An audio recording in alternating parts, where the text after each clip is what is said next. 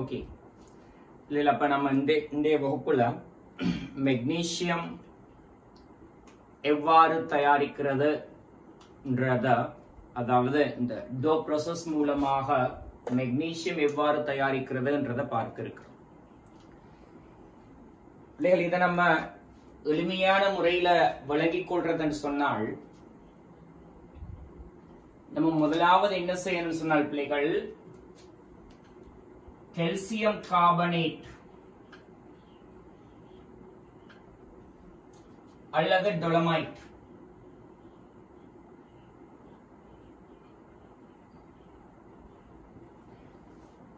இத பிள்ளைகள் நம்ம வெப்பப்படுத்த வேண்டும். இவங்களை வெப்பப்படுத்துவதனூடாக நம்ம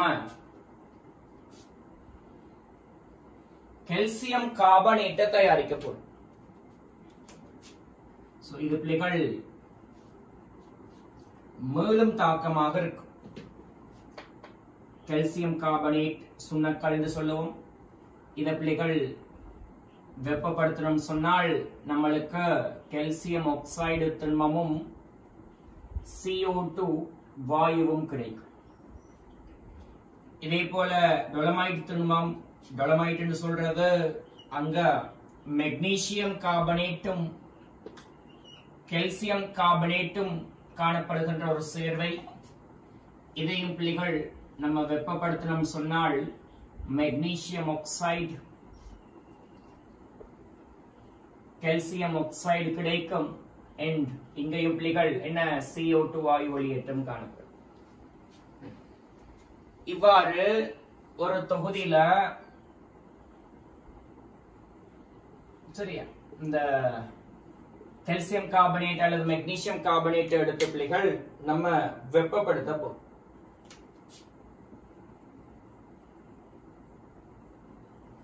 பெரிய ஒரு வெப்பநிலை கொடுக்கும். கால்சியம் கார்பனேட்கெல்லாம் அத வெப்ப பிரிகை என்ன 900 பாகை சி மாதிரி இருக்கு. ஒரு உயர் வெப்பநிலை கொடுத்து வெப்பப்படுத்துறோம்.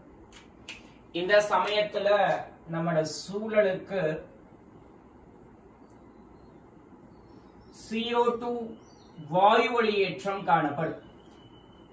இது நம்மட வளிமண்டலத்தை அடைவதனால் நம்மட வளிமண்டலம் என்ன பாதிக்கப்படும். ரைட்?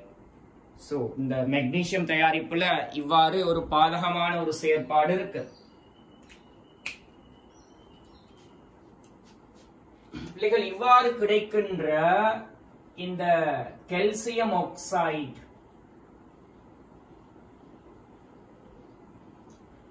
அல்லது டொலமைட்ல இருந்து கிடைக்கின்ற கால்சியம் ஆக்சைடு மெக்னீசியம் ஆக்சைடு கலவைக்கு நம்ம ஒரு கரைசலை சேர்க்க போறோம். அதன் பெயர்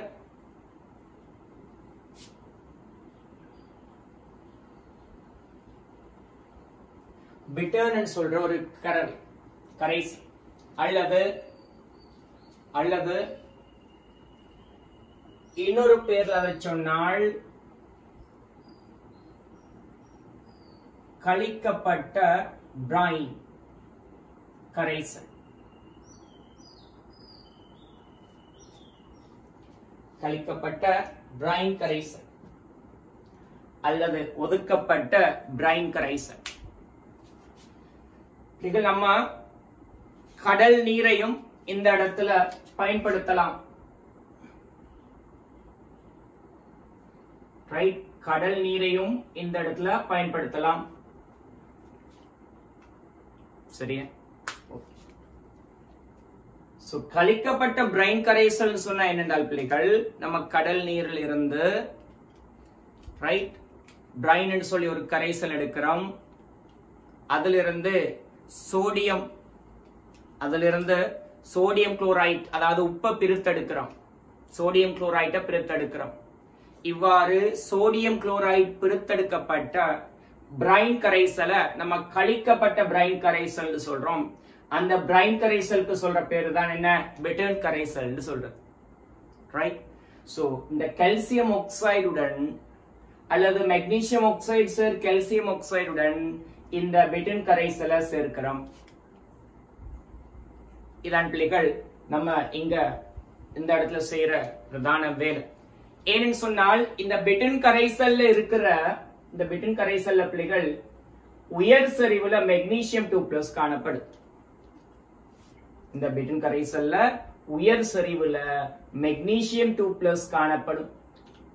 அந்த மெக்னீசியத்தை தான் பிள்ளைகள் நம்ம பெருத்தெடுப்பு செய்ய போறோம். ரைட். இதுக்காக வேண்டி என்ன செய்ய போறோம்னு சொன்னால், அதாவது இந்த தொகுதிக்குள்ள என்ன மாதிரியான ஒரு ரசாயன மாற்றம் நடக்குதுன்னு அவதானிங்க. நம்ம பிள்ளைகள் இதுக்குள்ள இந்த பெட்டின் கரைசலை சேர்த்துட்டோம்னு சொன்னால் இந்த ஸ்டேஜ்ல நடக்கிற விடயத்தை பார்ப்போம். அந்த பாத்திரத்துல நம்ம கால்சியம் ஆக்சைடு திண்மத்தை எடுத்திருக்கிறோம். அதுக்குள்ள புள்ளிகள் நம்ம இந்த பெட்டின் கரைசலை சேர்க்கிறோம். இந்த பெட்டின் கரைசல் சேர்க்கப்படுது. இந்த பெட்டின் கரைசல்ல புள்ளிகள் மெக்னீசியம் 2+ அயன்கள் காணப்படும். ரைட், மெக்னீசியம் 2+ அயன்கள் காணப்படும். புள்ளிகள் இந்த இடத்துல நம்மட கால்சியம் ஆக்சைடு திண்மம் இருக்குது தானே, இது இந்த பெட்டின் கரைசல்ல நீர் இருக்குது இல்லையா, சோ அந்த நீர்ல கரைந்து கால்சியம்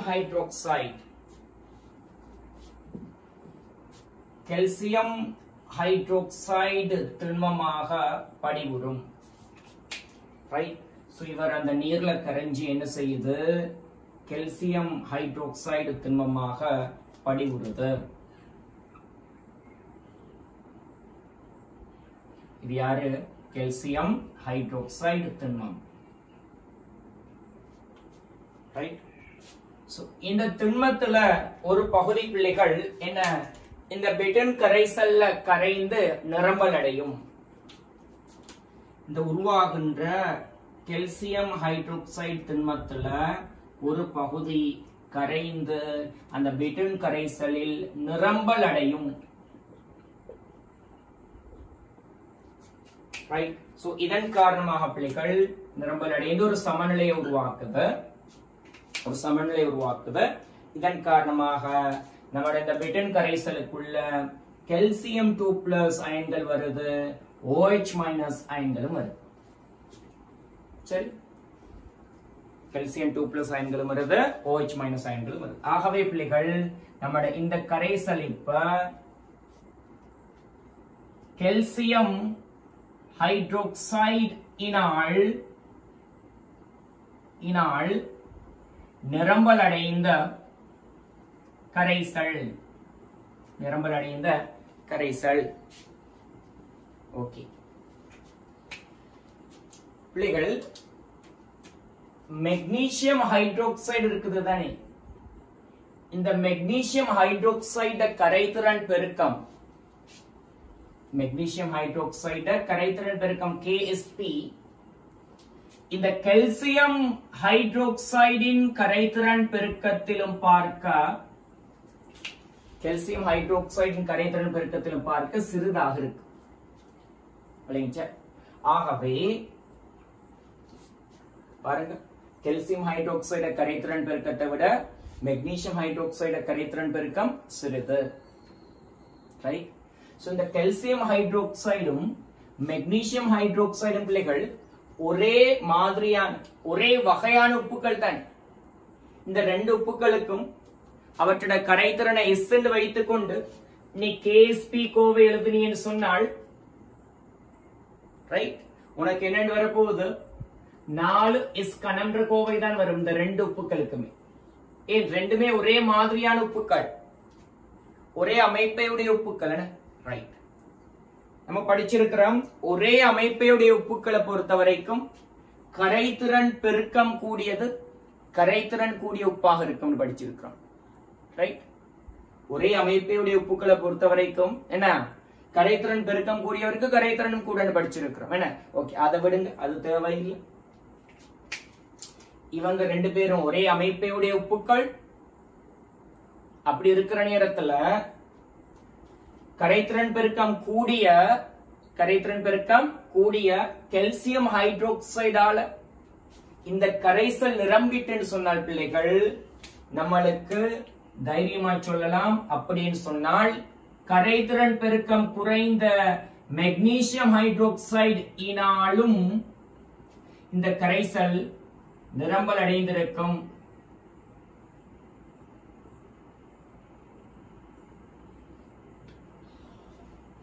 கால்சியம் ஹைட்ரோக்சைடாலே நிரம்பல் அடைஞ்சிட்டுன்னு சொன்னா KSP கூடிய கால்சியம் ஹைட்ரோக்சைடாலே நிரம்பல் அடைஞ்சிட்டுன்னு சொன்னால் KSP குறைஞ்ச மெக்னீசியம் ஹைட்ரோக்சைடால நிரம்பல் அடைஞ்சிருக்கும், எந்த சந்தேகமும் இல்ல. ஏன்னா பிள்ளைகள் நம்ம இந்த பிட்டில் கரைசல்ல மெக்னீசியம் 2+ ரிசர்வ் மிக உயர்வா இருக்கு. அதே சமயம் கால்சியம் ஹைட்ரோக்சைடு கரைஞ்சி நம்ம இந்த கரைசலுக்குள்ள OH- உருவாகுது. எனவே இந்த மெக்னீசியம் ஹைட்ரோக்சைடின் அயன் பெருக்கம் அதிகரிக்கும். அது கரைதிறன் பெருக்கத்திலும் பார்க்க அதிகரிக்கிற நேரத்துல நம்மட மெக்னீசியம் ஹைட்ரோக்சைடு என்ன செய்யும்? வீழ்படிவாக்கம் அடையும். எனவே பிள்ளைகள் இங்க என்ன நடக்க போகுதுன்னு சொன்னால் இப்ப மெக்னீசியம் ஹைட்ரோக்சைடு வீழ்படிவாக்கம் அடைய போகுது. என்னது? மெக்னீசியம் ஹைட்ரோக்சைடு வீழ்படிவாக போகுது. எவ்வாறு? கரைசலில் காணப்படுகின்ற Mg2+ அயன்கள் கால்சியம் ஹைட்ரோக்சைடு கரைஞ்சி வார OH- அயன்களுடன் சேர்ந்து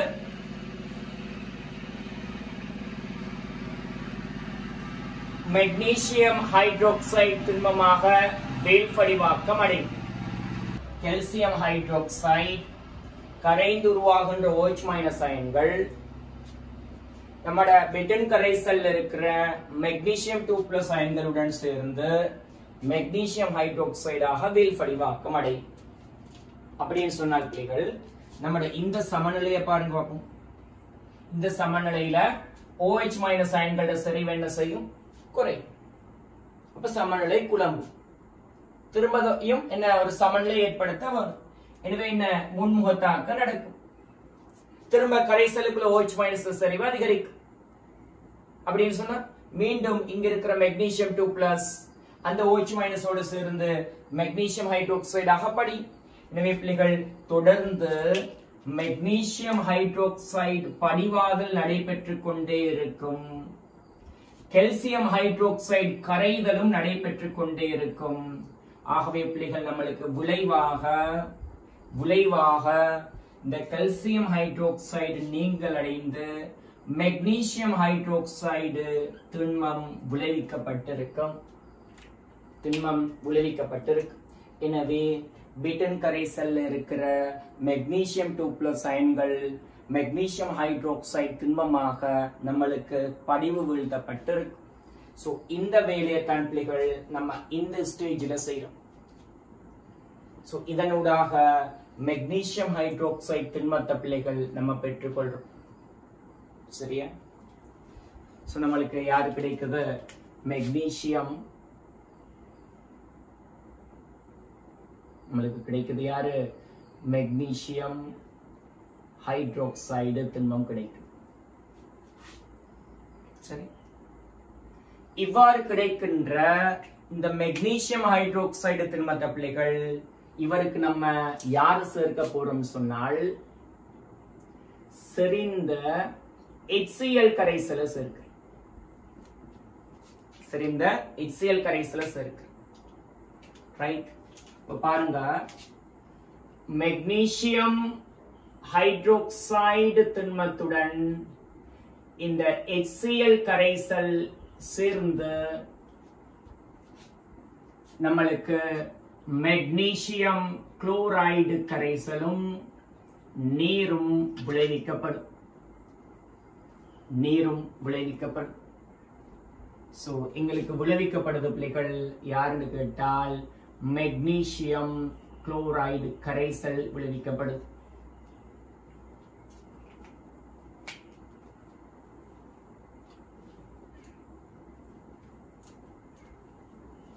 விளங்கிச்ச சொன்ன திரும்ப ஒரு முறை சுருக்கமா சொல்றேன். சுண்ணாம்பு கல் எடுக்கப்பட்டு வெப்பப்படுத்தப்படுது, கால்சியம் ஆக்சைடு கிடைக்கும். அந்த கால்சியம் ஆக்சைடுக்கு பிட்டன் கரைசல் சேர்க்கப்படுது. ரைட், இதனூடாக பிட்டன் கரைசல்ல கால்சியம் ஹைட்ரோக்சைடு பிட்டன் கரைசல் இருக்கிற நீரோட சேர்ந்து கால்சியம் ஹைட்ரோக்சைடாக முதலாவது வீழ்படிவாகும். கால்சியம் ஹைட்ரோக்சைடாக வீழ்படிவாகும். இது வீழ்படிவானாலும் இந்த பிட்டன் கரைசலோட தொடுகள் இருக்கிறபடியினால இந்த கால்சியம் ஹைட்ரோக்சைடு பிட்டன் கரைசல்ல நிரம்பல் அடைந்து இருக்கு. சரியா? சோ இவ்வாறு பிட்டன் கரைசலுக்குள்ள வார OH- அயன்களும் இந்த பிட்டன் கரைசல்ல இருக்கிற Mg2+ இந்த ரெண்டு அயன்களுடையும் அயன் பெருக்கம் மெக்னீசியம் ஹைட்ரோக்சைடு கரைதிறன் பெருக்கத்திலையும் உயர்வாக காணப்படும். என்ன காரணம்?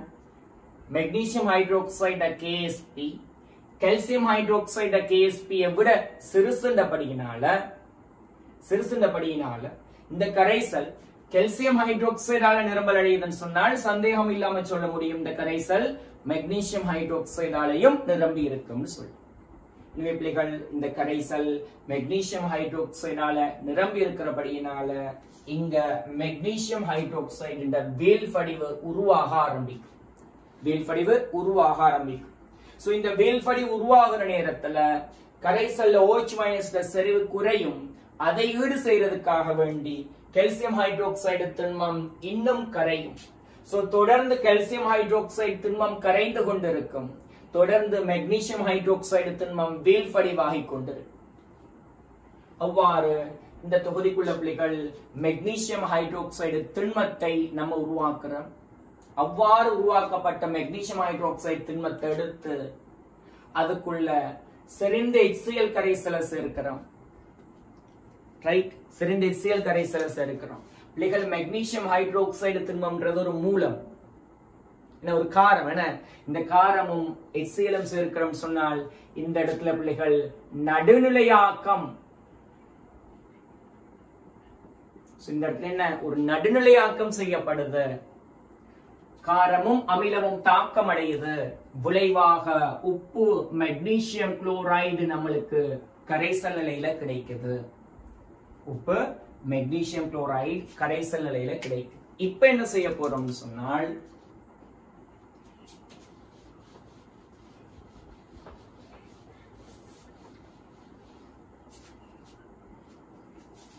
இப்படி கிடைக்கின்ற மெக்னீசியம் குளோரைடு கரைசல பிள்ளைகள் நம்ம வெப்பப்படுத்துறோம், உலர்த்துறோம்.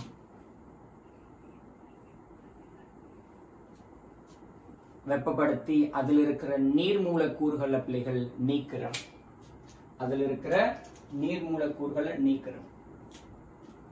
நீக்கணும் சொன்னால் நம்மளுக்கு மெக்னீசியம் குளோரைடு நீரேற்றப்பட்ட மெக்னீசியம் குளோரைடு திண்மம் கிடைக்கும். தொடர்ந்து நீர் அகற்றல் செய்யற நேரத்துல மெக்னீசியம் குளோரைடு 4 times H2O திண்மமாக மாறும். 2 மூலக்கூறு நீர் அகற்றப்படும். தொடர்ந்து அவர் நீர் அகற்றுற நேரத்துல இந்த திண்மத்திலிருந்து இன்னும் 2 மூல் நீர் அகற்றப்பட்டு மெக்னீசியம் குளோரைடு 2 times H2O திண்மம் கிடைக்கும். இவ்வாறு பிள்ளைகள் நம்ம நீர் அகற்றல் செயற்பாட்டை இந்த இடத்துல செய்யும். நீர் அகற்றல் செயற்பாடு செய்யப்படும். ரைட், நடுநிலையாக்கம் செய்த பிறகு என்ன நீர் அகற்றல் செய்யும். நீர் அகற்றல் செய்வதனூடாக என்ன கிட்டத்தட்ட 16 திணிவுப்படி, ரைட், திணிவுப்படி 16% நீரேற்றப்பட்ட மெக்னீசியம் குளோரைடு திண்மம் நம்மளுக்கு விளைவிக்கப்படும். ரைட்,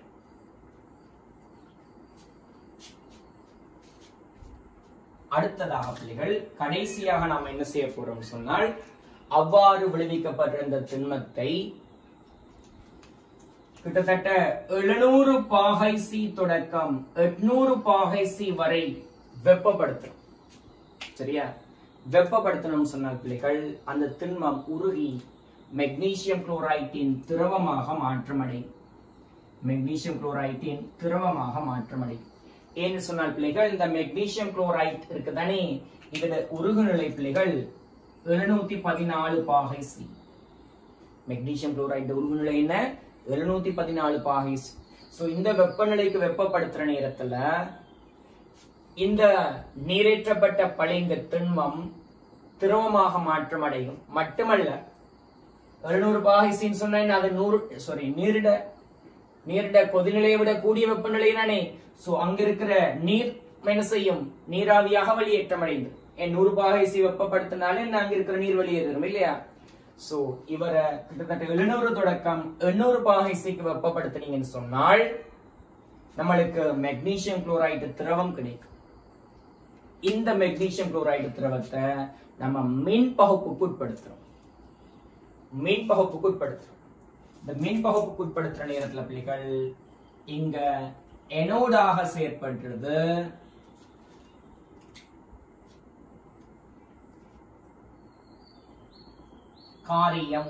காரிய எனோட் பயன்படுத்துவோம்.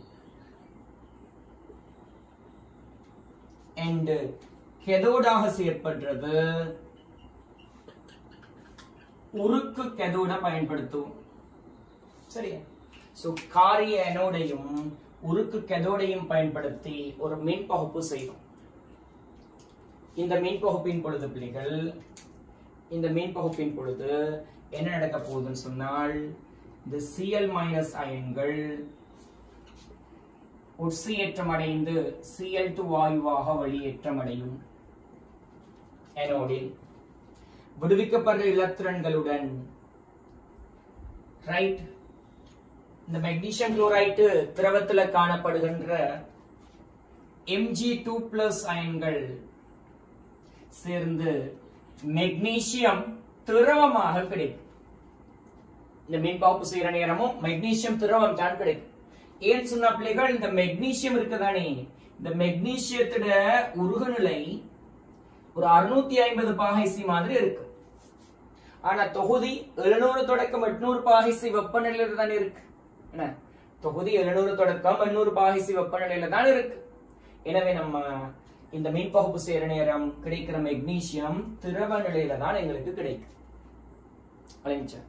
திரவ நிலையில தான் நம்மளுக்கு மெக்னீசியம் திரவம் கிடைக்கும்.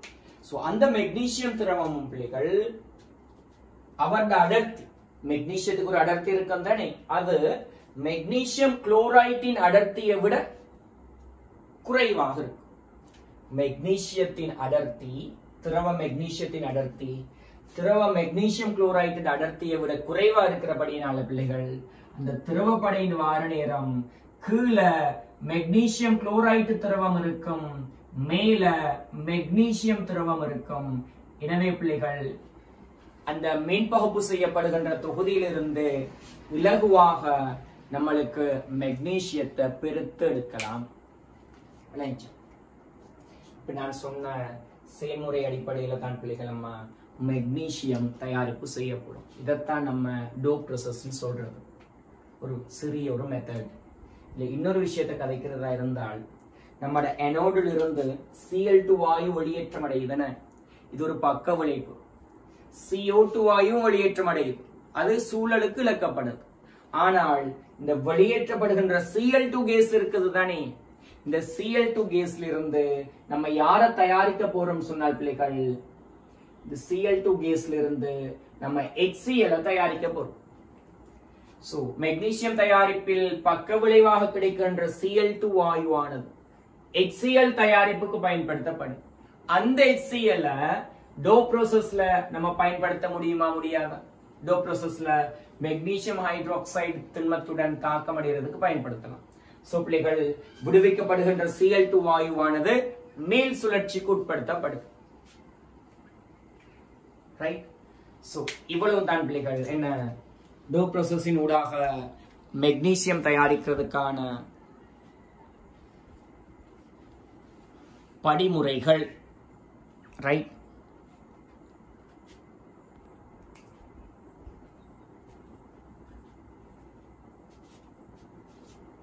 சரியா பிள்ளைகள்?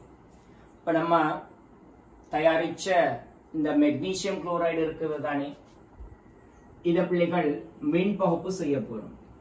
சரியா?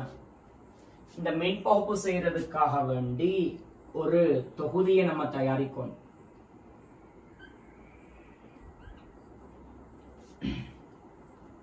சரியா? ஒரு தொகுதியை நம்ம தயாரிக்கணும்.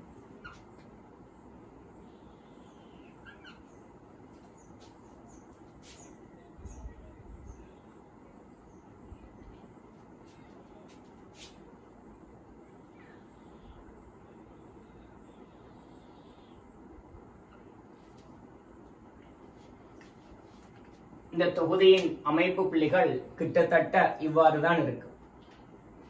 இதுல இவர் புள்ளிகள் உருக்காக இருக்கு. உருக்கினால் செய்யப்பட்ட ஒரு கொள்கலன். அதே போல இது காரியமாக இருக்கு. இதுக்குள்ளதான் நம்ம ஏற்கனவே தயாரித்த நீரேற்றப்பட்ட 16 பிரிவுப்படி 16% நீரேற்றப்பட்ட அந்த மெக்னீசியம் குளோரைடு பளிங்குகளை இதுக்குள்ள கொண்டு வந்து சேர்க்கிறோம். சரியா?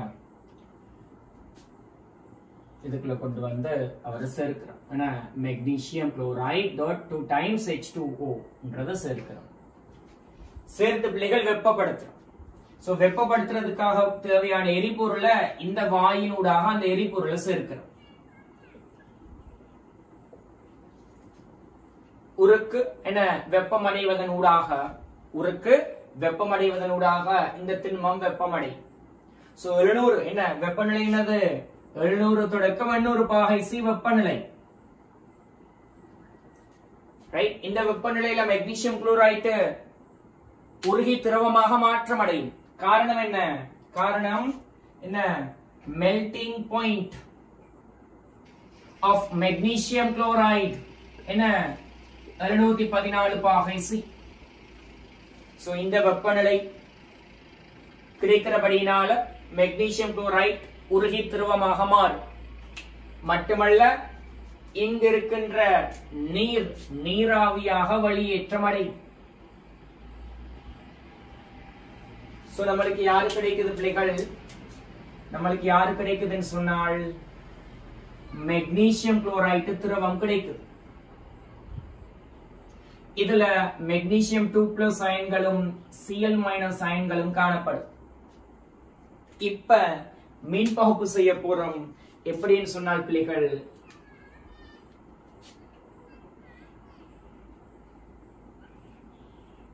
எப்படின்னு சொன்னால் நம்மட இந்த காரியம் இருக்குது தானே, இதை எனோடாக மாத்திரம், உருக்க கெதோடாக மாத்திரம், அவ்வாறு வெற்றிய வைக்க. சோ காரியம்ன்றது எனோடாக தொழிற்படும், உருக்குன்றது கெதோடாக தொழிற்படும். இவ்வாறு நம்ம மின் பகுப்பு செய்யும். இந்த மின் பகுப்பின் பொழுது நடைபெறுகின்ற தாக்கங்கள் நம்மட எனோடில் நமக்கு தெரியும் என்ன? ஒட்சியேற்றம் நடக்கும். இந்த சமயத்துல இந்த உருகிய திரவத்தில் காணப்படுகின்ற Cl- அயன்கள் Cl2 வாயுவாக வெளியேற்றமடைய 2 எலக்ட்ரானை விடுவிக்கும். இதே போல கேத்தோடுக்கு வந்து என்று சொன்னால் அங்க அவருக்கு தெரியும் தாழ்த்தல் நடக்கும். மெக்னீசியம் 2+ அயன்கள் எலக்ட்ரான்களை ஏற்று மெக்னீசியமாக மாறும். இவ்வாறு கிடைக்கின்ற மெக்னீசியம் என்ன பௌதிக நிலையில் இருக்கும்? திரவம் சொல்ற பௌதிக நிலையில் இருக்கும். காரணம் என்ன? மெல்டிங் பாயிண்ட் ஆஃப் மெக்னீசியம், மெக்னீசியத்தோட உருகுநிலை ஒரு 650 பாகை. தென் நம்ம வழங்குற இந்த வெப்பநிலையில விளைவிக்கப்படுகின்ற மெக்னீசியம் திரவ நிலையில் இருக்கும். மட்டுமல்ல பிள்ளைகள், இன்னொரு விடயமும் இருக்குது. இந்த மெக்னீசியம் குளோரைடு திரவம் இருக்குது இல்லையா, இதோட அடர்த்தியை விட விளைவிக்கப்படுற மெக்னீசியம் திரவத்தோட அடர்த்தி பிள்ளைகள் குறைவாக இருக்கு. இதன் காரணமாக விளைவிக்கப்படுகின்ற மெக்னீசியம் திரவமானது இந்த பாத்திரத்தின் மேல் பகுதியில் மிதந்து கொண்டு இருக்கும். இது விளைவிக்கப்பட்ட மெக்னீசியம் திரவம். நம்ம என்ன செய்யலாம் பிள்ளைகள், இந்த தொகுதியிலிருந்து இலகுவாக அந்த மெக்னீசியம் திரவத்தை பிரித்தெடுப்பு செய்ய முடியும். ரைட். சோ இந்த இடத்துல என்ன பிள்ளைகள், இன்னொரு வாயு வெளியேற்றம் காணப்படுது. அது யாரு? Cl2 வாயு வெளியேற்றமும் காணப்படுது. ரைட். சோ Cl2 வாயு வெளியேற்றம் நடந்ததுக்கு காரணம் என்ன? மின் பகுப்பு. H2O வாயு வெளியேற்றம் நடந்ததுக்கு காரணம் என்ன? தொகுதி உயர் வெப்பநிலைக்கு வெப்பப்படுத்தியது காரணமா இருக்கு. சோ இதுதான் பிள்ளைகள் இங்க நடக்கிற இந்த மின் பகுப்பு செயல்முறை. ரைட். ஓகே. சோ பிள்ளைகள் இவ்வளவு தான் என்ன மெக்னீசியம் தயாரிப்பு. அல்லது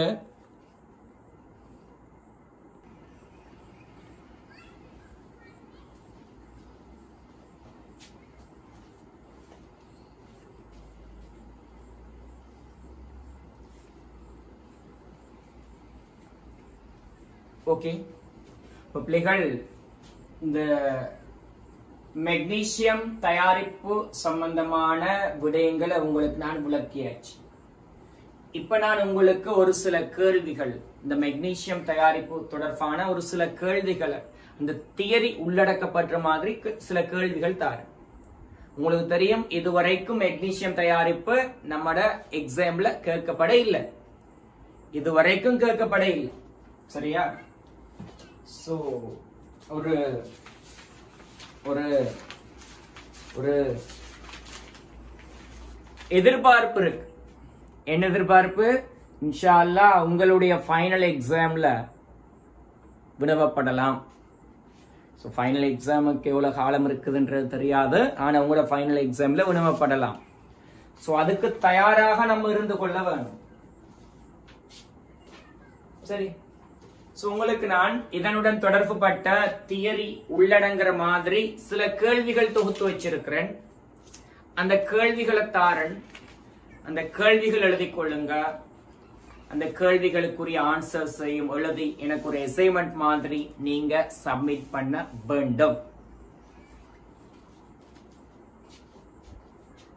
ரைட். சோ உங்களுடைய அசைன்மெண்ட்ல பிள்ளைகள் இந்த மாதிரியான படங்கள் எல்லாம் வரையுங்க. சரியா? எளிமையான படங்கள் தானே.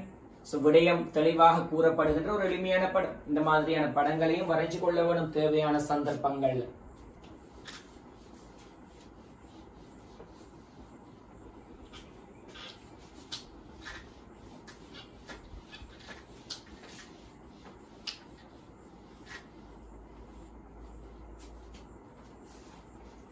சரி, கேள்விகள் எழுதுங்க. முதலாவது கேள்வி,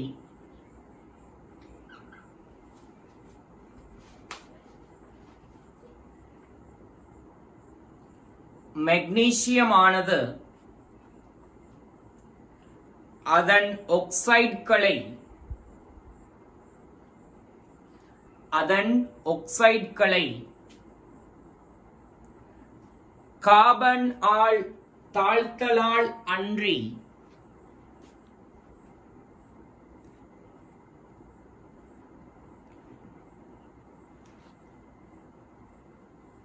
பிராக்கெட்ல சொல்லுங்க, Fe பிரித்தெடுப்பு போல் அன்றி. பிராக்கெட்ல சொல்லுங்க, Fe இரும்பு பிரித்தெடுப்பு போல் அன்றி. பிராக்கெட்டை க்ளோஸ் பண்ணிட்டு, மின்பகுப்பு முறையால் பிரித்தெடுக்கப்படுவதன் காரணம் யாது? மின்பகுப்பு முறையால் பிரித்தெடுக்கப்படுவதன் காரணம் யாது? இதான் பிள்ளைகள் முதலாவது கேள்வி. உனக்கு தெரியும், இரும்பு பிரித்தெடுப்புக்கு நம்ம என்ன செய்யறோம்? இரும்புட ஆக்சைட கார்பனுடனும் கார்பனோர் ஆக்சைடுடனும் தாழ்த்தல் செய்யும். இதனூடாகத்தான் இரும்பு பிரித்தெடுப்பு செய்யும். இதே போல மெக்னீசியம் பிரித்தெடுப்பு செய்யப்படுறதில்லை. மெக்னீசியம் பிரித்தெடுப்பு செய்யறதுக்கு என்ன மின் பகுப்பு முறை பயன்படுத்தப்படுது. இதுக்குரிய காரணம் என்ன? அதான் முதலாவது கேள்வி. Right, okay. இரண்டாவது கேள்வி,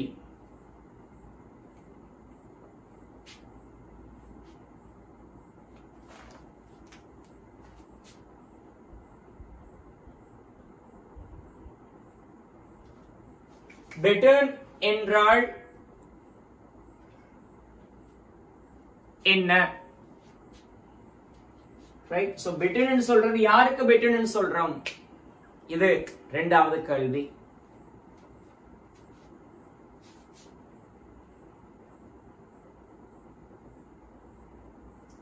மூணாவது கேள்வி பிள்ளைகள்,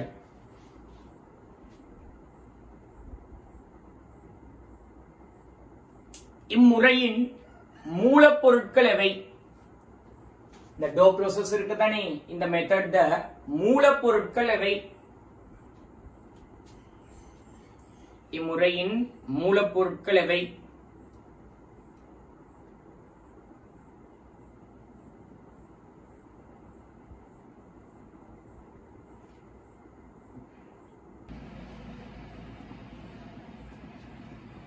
படிமுறை ஒன்றின் முதன்மையான நோக்கம் யாது? படிமுறை ஒன்றின் முதன்மையான நோக்கம் யாது? ரைட், சோ இந்த டோ ப்ராசஸ்ல பிள்ளைகள் 4 படிமுறைகள் இருக்கு. ரைட், அதுல முதலாவது படிமுறை இருக்குது, இதன் முதன்மையான நோக்கம் என்ன? ஐந்தாவது கேள்வி,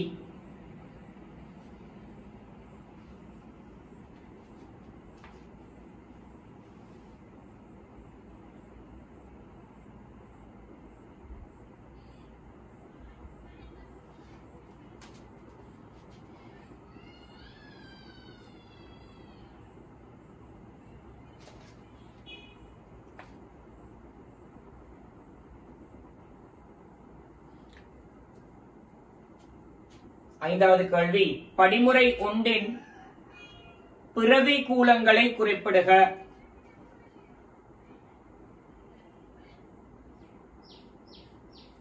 படிமுறை ஒன்றின் பிரதிகூலங்களை குறிப்பிடுக. ஆறாவது கேள்வி,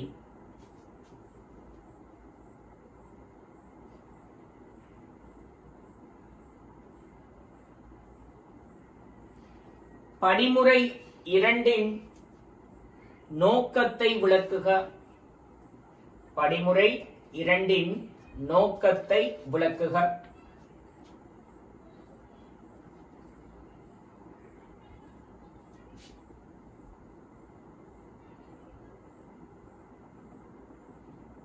இல்ல பிள்ளை, ஆறாவது கேள்வி எழுதுங்க இப்படி.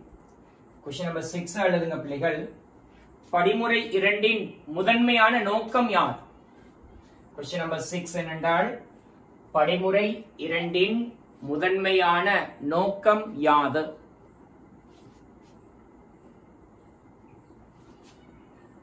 क्वेश्चन नंबर 7 படிமுறை இரண்டினை சுருக்கமாக விளக்குக. क्वेश्चन नंबर 7 படிமுறை இரண்டினை சுருக்கமாக விளக்குக.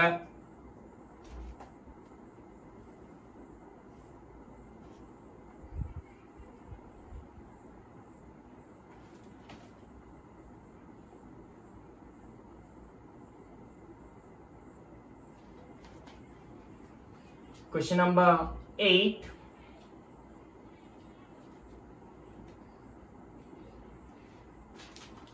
படிமுறை இரண்டின் பிரதிகூலங்கள் இரண்டு குறிப்பிடுக. படிமுறை இரண்டின் பிரதிகூலங்கள் இரண்டை குறிப்பிடுக. சோ படிமுறை 2ல இருக்கிற பிரதிகூலங்கள் 2 சொல்லும். 2 பிரதிகூலங்கள் சொல்லும். ரைட், இதுல ஒரு பிரதிகூலத்தை நீங்க இலகுவாக சொல்லுவீங்க, இரண்டாவது பிரதிகூலத்தை சொல்றதா இருந்தால் இந்த டோ ப்ராசஸ் நீங்க கம்ப்ளீட்டா வழங்கி கொள்ளணும். ரிசோர்ஸ் புக்கை பார்த்து இரண்டாவது பிரதிகூலம் சொல்லலாம். சோ நீ நல்லா வழங்கினா தான் இரண்டாவது பிரதிகூலத்தை உனக்கு சொல்லலாம். பாப்போம் யார் ஆன்சர் பண்றதுன்னு சொல்லி. 9வது கேள்வி பிள்ளைகள், படிமுறை 3 நோக்கம் யாது?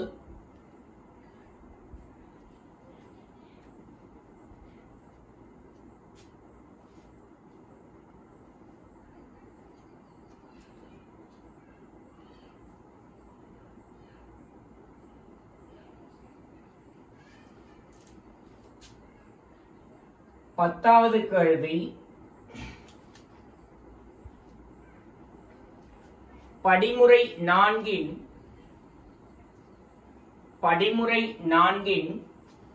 செயன்முறையை விளக்குக. செயன்முறையை விளக்குக.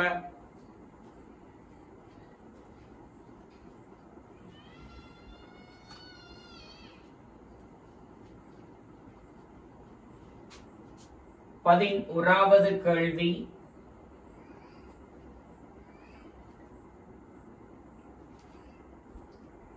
மின்பகுப்பு செயல்முறையின்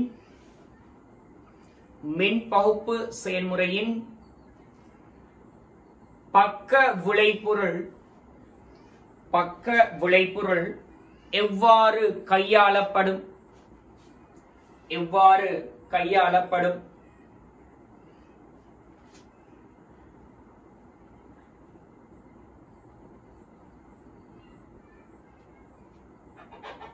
பன்னெண்டாவது கேள்வி,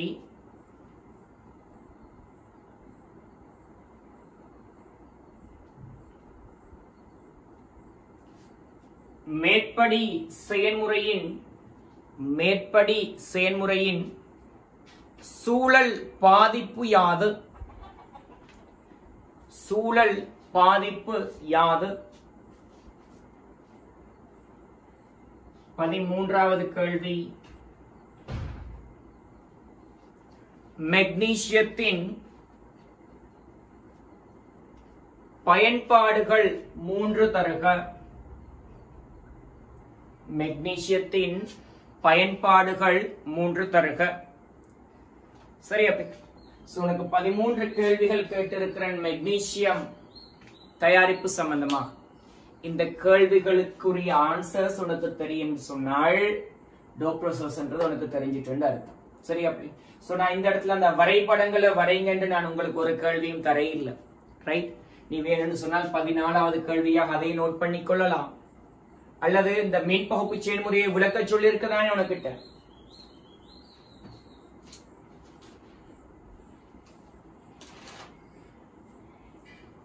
படிமுறை 4 செயல்முறையை விளக்க சொல்லி இருக்கு இல்லையா? சோ அந்த இடங்கள்ல அந்த படத்தை நீ வரையலாம். அல்லது என்ன 14வது கேள்வின்னு சொல்லி என்ன மின்பகுப்பு செயல்முறையினை என எளிமையான ஒரு வரைபினூடாக ஒரு விளக்கப்படுத்துக.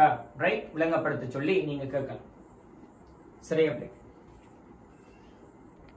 ஓகே.